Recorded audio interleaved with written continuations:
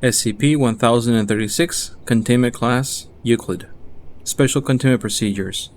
Each specimen of SCP-1036 is to be contained in a locked cast iron receptacle in a low humidity environment to retard oxidation of the receptacle and the nails. At all times, each specimen is to be carefully handled so as to minimize the likelihood of dislodging any nails from the specimen. Under no circumstances are nails to be removed from any specimen. If inspection of any specimen indicates a risk that the nail may become separate from a specimen, consult document 1036-3P.BR for restoration protocols. At regular intervals, the timing of which is computed by Site-6 on-staff Nganga or shaman based on astronomical observations, the Nganga is to affix to each specimen at least one additional iron nail having a mass in excess of 8 grams. If for any reason it becomes necessary for personnel other than the Nganga to enter the presence of a specimen, it is recommended that the Nganga first cover the eyes or other reflective components of the specimen with electrical tape or some other opaque coating. Description: SCP-1036 designates any of a collection of wooden figurines of a type consistent with fetish objects produced by the Congo culture of Western Central Africa. The Foundation presently contains 4 specimens of SCP-1036, designated SCP-1036-1, SCP-1036-5, SCP-1036-6, and SCP-1036-7. Each figurine depicts a human form, or in some cases an animal form, typically depicted in a threatening posture.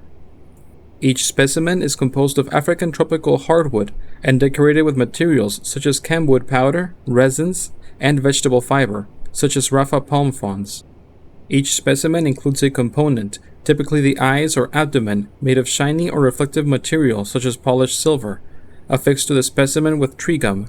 The specimens contain trace amounts of soil matched to a certain funerary sites in the redacted region. A number of iron nails have been hammered into the wood of each specimen. Each specimen is slightly warm to the touch. Analysis indicates that specimens normally have a surface temperature that exceeds the ambient temperature in the containment chamber by 4 to 8 degrees centigrade.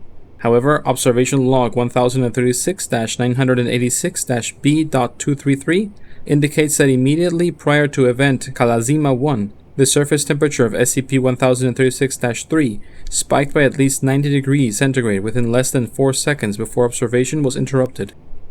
Each specimen is associated with a sentient incorporeal entity that had become bound to its respective specimen prior to the Foundation's acquisition of the specimen in question by means of traditional Congo shamanistic ritual practice. Each of the specimens in the Foundation's custody were constructed, inclusive of the performance of the binding protocol, no more recently than the mid-1870s. So long as the integrity of its respective SCP-1036 specimen is maintained, the entity is incapable of free agency apart from communicating with Nganga or interacting with a living creature that makes eye contact with the specimen. Specimens of SCP-1036 were constructed by indigenous Nganga in order to apply the powers of the bound entity for various useful purposes, but knowledge of the protocol for doing so has been lost. Accordingly, by the Foundation's efforts regarding SCP-1036 have focused on containment. Addendum 1. Audio log from Interview A. Redacted. 19. Redacted. This is Dr. Morrison. I am outside Chamber 6 SSD together with Mr. Nzinga, looking into the chamber through the observation window. Mr. Nzinga, would you kindly explain for the record what are we doing in this test? Certainly, Doctor. I am Francois Nzinga, the Nganga on staff here at Site-6. This morning I will enter Chamber 6 SSD and interview the entity bound to SCP-1036-6, which is stored in that chamber. Very good. Please explain what you're going to do now. I'm sorry, Francois, into the microphone? Oh, of course. I will first consume Redacted. a substance, you would say liquor, in order to assist me in opening my mind. It is like a trance. I will accept the Iwa, or spirit, so that I can safely talk to it.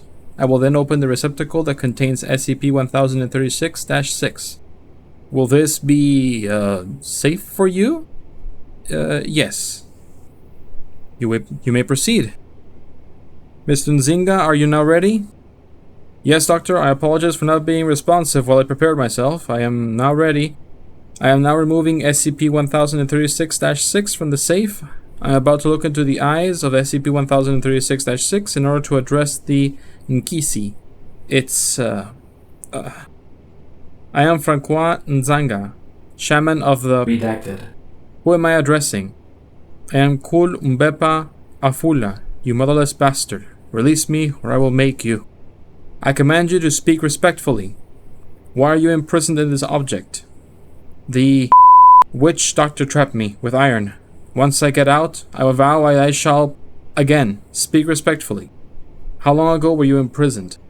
326 of your years, you mortal. And for what purpose were you imprisoned? The witch doctor who imprisoned me did this in order to tap into my powers and make the Nlongo and protect members of his clan from misfortune. Most of the time he has successors use me thus. On occasion, a different witch doctor will use me to curse or to allow me to destroy men who would trespass into his clan's territory. That was at least more amusing, but still am a prisoner. What is this place? I cannot smell the forest. The object that is before me has been relocated to a secure facility.